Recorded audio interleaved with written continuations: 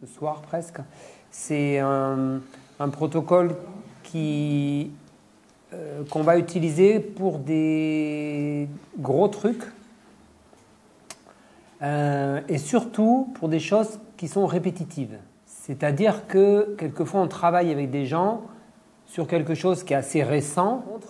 Quelquefois on travaille sur ce qu'on peut appeler des scénarios de vie ou des états qui sont plutôt des états émotionnels, mais ça peut souvent derrière un état émotionnel récurrent, il y a souvent des croyances. En fait, il y a tout un modèle du monde qui tourne autour d'une névrose de base.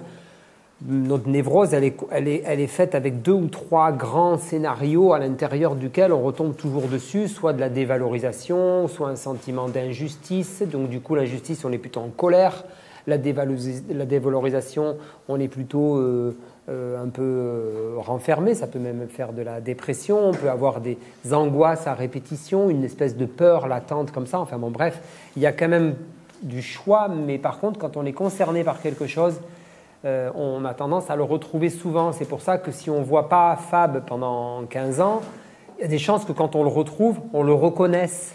Il aura un peu blanchi et je ne sais pas quoi, et il sera peut-être buriné par le soleil avec le projet de vie qu'il a. Par contre, le type d'humour qu'il a, les réflexions qu'il a, les pensées politiques qu'il a, voilà, il y a peu de chances que Claire, dans quelques années, elle tue des animaux. Il y a des chances que ces grandes valeurs-là, elles restent parce que voilà, c'est ce qui fait qu'on a une histoire et qu'on n'a pas la même destinée et on n'a pas la même sensibilité. Le problème, c'est que dans notre histoire, il y a des choses qui sont des choix, qui sont des valeurs, il y a des choses qui sont de l'éducation, et puis il y a des choses qui sont des casseroles qu'on se traîne, et qu'on se traîne souvent depuis la toute petite enfance, transmis de manière volontaire ou involontaire par nos parents, ou nos figures parentales. Quelquefois c'est un oncle qui nous a éduqués, ou une grand-mère, ou qui a laissé une forte trace, plus que nos parents quelquefois, ou c'est des événements qui ont fait que ça nous a façonné plutôt dans un pôle ou dans un autre pôle. Et donc le protocole qu'on va aborder, qui s'appelle le changement d'histoire de vie, donc dans le titre, c'est quand même un mot qui est... La gageure, elle est assez importante. On le retrouvera, ce mot-là, quelquefois, vous le verrez dans certains livres, sous le vocable « changement d'histoire personnelle ». Voilà, moi je l'écris « changement d'histoire de vie ». Changement d'histoire de vie ou changement d'histoire personnelle, c'est la même chose. Et on va utiliser ce protocole quand on a un scénario récurrent. Quand on a quelque chose, une espèce de tristesse latente ou une espèce d'ennui latent. C'est le latent qui est important, une espèce de machin là qui est là. Alors, il y a des périodes, bah oui, si on rencontre quelqu'un et que tout va bien, bah, momentanément, on n'est pas triste, d'accord, on n'est jamais à 100% triste. Mais on sent qu'il y a une espèce de dépression chronique. C'est la chronicité qui nous fera choisir ce protocole-là. Okay ? Si c'est quelque chose de récent, on prendra, à partir de maintenant, on va plus travailler sur le psychologique. Et le psychologique, c'est le sens des choses. Alors, c'est marrant parce qu'il y a un petit peu de neurologique, pas beaucoup dans ce protocole-là, mais il y a surtout de la compréhension et de la réparation. Le protocole qu'on va voir, c'est un protocole qui répare et qui, là, va réparer un enfant intérieur, très probablement. Donc, on dit qu'il y a un changement de second ordre, ça correspond plus à du changement psychologique. Oui, c'est ça. Tout ce qui concerne l'index de computation, les émotions, on va l'écrire en français, le corps et les comportements et la pensée, okay, cette triade-là, tout ce qui concerne ceci, c'est un travail de premier ordre. Surtout que dans la pensée, en PNL, la pensée, c'est la pensée VACOG, c'est-à-dire la partie neurologique. Okay. Ici, on va mettre le langage. Donc ça, c'est la pensée par son, image, sensation. Ça, c'est tout. C'est plutôt la manière de penser que ce qu'on pense. Le langage et la rationalisation, c'est au niveau des croyances et des valeurs qui sont ici. Toute la partie bleue, c'est de la linguistique. A priori, les animaux n'ont pas la partie bleue. Par contre, les animaux, ils ont des images dans leur tête. Ils ont du VACOG externe et du VACOG interne. Donc, c'est pas très bien de mettre le mot pensée ici. Je l'ai fait en fait. Vous savez pourquoi j'ai mis le mot pensée? Parce que comme je sais que c'est filmé, si je mets processus interne pour le grand public, ça ne veut pas dire grand-chose. Mais en fait, à force de vouloir simplifier, donc ici, c'est plutôt la partie processus interne. Donc tout le VACOG, il est là-dedans, et la pensée rationnelle, toutes les croyances qu'on peut se trimballer, ça sera la partie bleue. Les animaux, ils ont du VACOG externe et interne, ils ont intérêt à reconnaître un prédateur, une proie pour pouvoir manger, un endroit pour pouvoir s'abriter.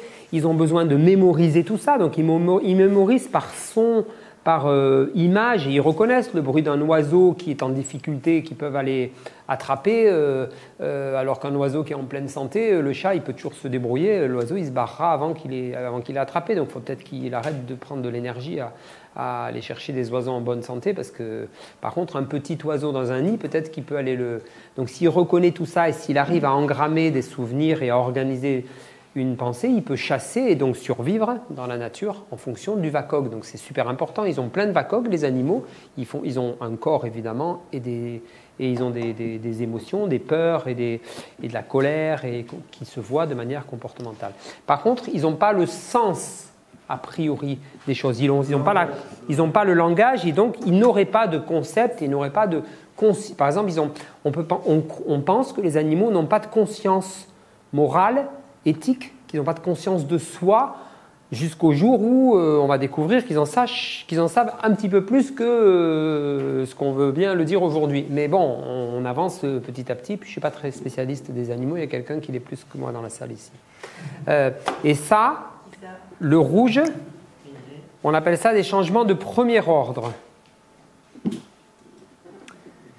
Quand j'étais debout sur la chaise tout à l'heure, et que je vous disais que pour faire du changement, pour faire du guidage, on pouvait soit faire du recadrage, soit de la désactivation. Le rouge, c'est tout ce qui est désactivation. C'est tout le travail neurologique. Voilà, je mets neuro en gros. Le bleu, c'est un travail de deuxième ordre. C'est un travail sur le sens, c'est-à-dire la signification des choses. Et c'est un travail de psychologie.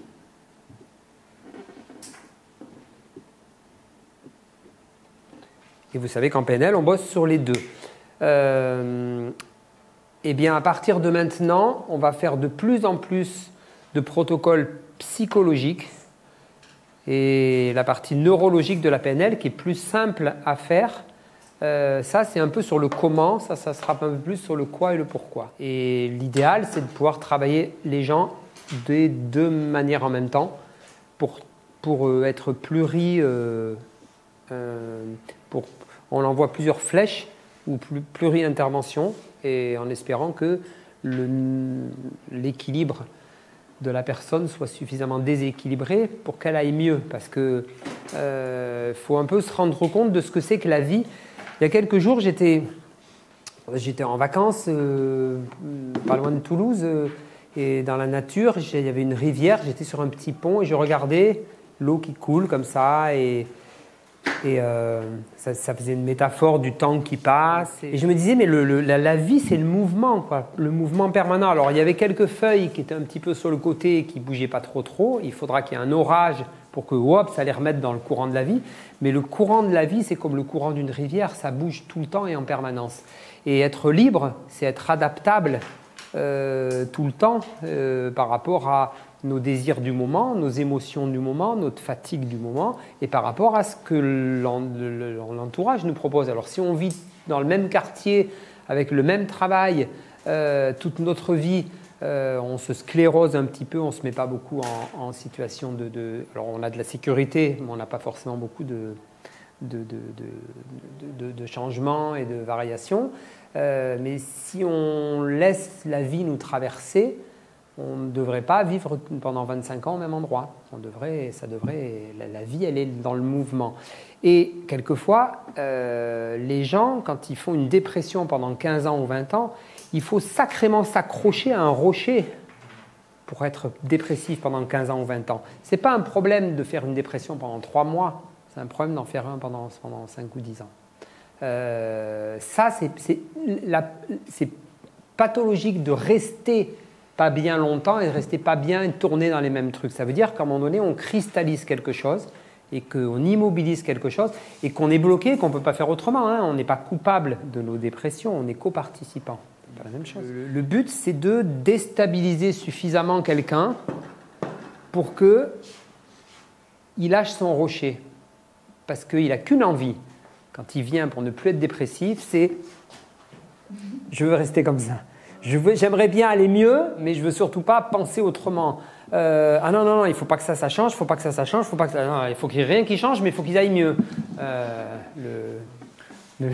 Dans ce cas-là, allez prier, peut-être que ça va marcher, mais voilà. Donc nous, on essaie d'intervenir à ces deux grands niveaux-là. On peut penser que momentanément, quand quelqu'un est habitué, il s'accroche pour être sérieusement dans sa dépression avec toutes les idées noires qu'il a, avec le périmètre de vie qui s'est sérieusement réduit, avec des insomnies par exemple, et puis c'est des gens qui prennent plus l'avion parce qu'ils ont des angoisses, parce qu'ils vont plus voir leur famille, ça fait 15 ans ou 20 ans qu'ils n'ont pas parlé à leur père ou à leur mère alors qu'ils sont à 10 km quelquefois ou des choses de ce style-là. Enfin bon, ça peut être des choses qui sont très très sclérosées. C'est sûr que le jour où tu les bougent suffisamment parce qu'ils sont demandeurs, hein, on ne va pas bouger les gens de force, et que ce jour-là, ils sortent de leurs habitudes et qu'ils lâchent le rocher et qu'ils sont entraînés par le courant de la vie, momentanément, ils sont un petit peu perdus et il faut juste les rassurer, leur dire que… Alors, ils s'aperçoivent bien qu'il y a des choses chouettes qui viennent parce que tout d'un coup, ils vont au cinéma pour la première fois de leur vie tout seuls. Il y a peut-être des gens ici qui n'ont jamais fait cette expérience-là. Moi, j'ai quelqu'un de ma famille, elle ne peut pas aller au cinéma toute seule. Ça lui paraît être un non-sens. Parce qu'elle ne se l'autorise pas, parce que tout seul, ce n'est pas intéressant, elle a un profil un peu dépendante. Et alors, je ne dis pas que c'est bien d'aller au cinéma tout seul. D'accord ? Ça peut être, si c'est un choix, c'est très différent. Mais si c'est… Donc, elle ne s'autorisera pas à se prendre du plaisir toute seule, parce que si elle n'est pas avec quelqu'un, elle n'est pas bien. D'accord ? Donc, du coup, elle s'enferme un peu. C'est une forme, oui, elle a un profil dépendant. Bon, bref, donc il y a du boulot et la PNL travaille sur plein de niveaux différents.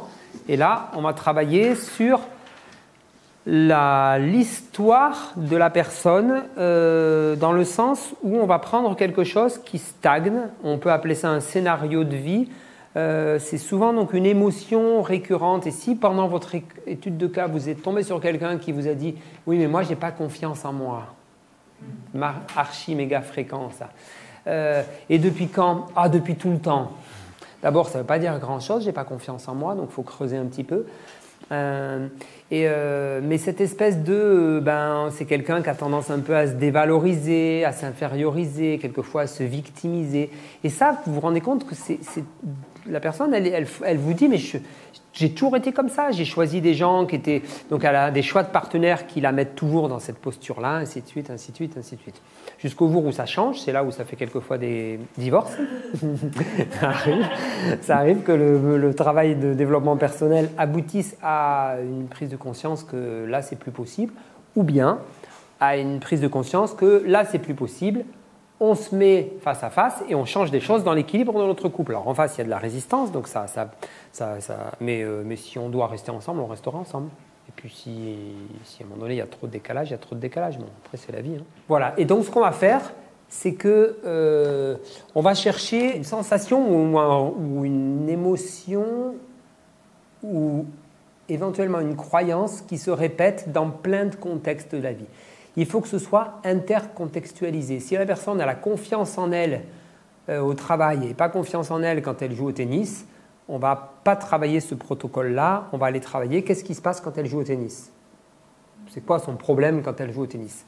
On va aller éventuellement faire une dissociation simple. Ça sera suffisant. Ou si c'est que quand elle va chez son beau-père, qu'elle n'est pas bien, on va désactiver le beau-père. Enfin, on va désactiver comment elle vit à l'intérieur son beau-père, ou on va faire une dissociation simple ou double, éventuellement, d'une scène qui s'est passée avec le beau-père.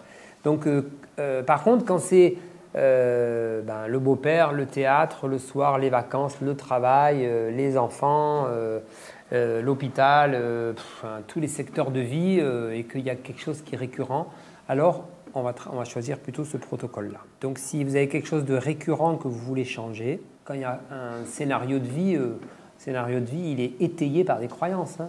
J'y arriverai jamais. Compulsif, c'est dans quel secteur du fromage? C'est de la neuro. Le compulsif, il est là.